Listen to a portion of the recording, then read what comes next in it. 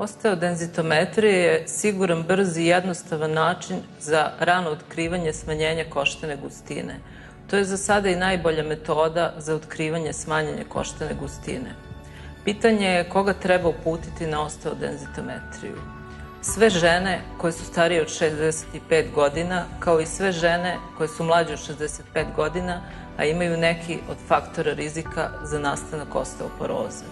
Takođe, sve pacijente kojima je na radiografskim snimcima verifikovana smanjena koštana gustina, odnosno postavljena sumnja na osteoporozu, kao i sve muškarce sa kliničkim znacima osteoporoze i naravno sve pacijente sa prelomima.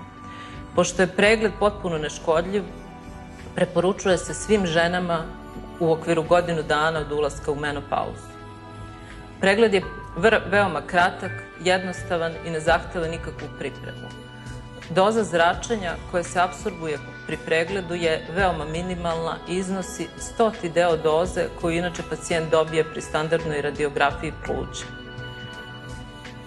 Osteodenzitometrija, takozvana DEXA, je zlatni standard za merenje koštane gustine i njome dobijamo više korisnih podataka.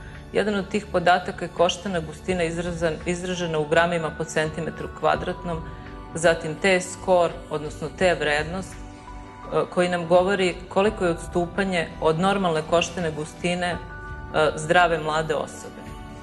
Drugi podatak je Z-vrednost, odnosno Z-skor, koji nam govori koliko je odstupanje od koštane gustine zdrave osobe iste dobi.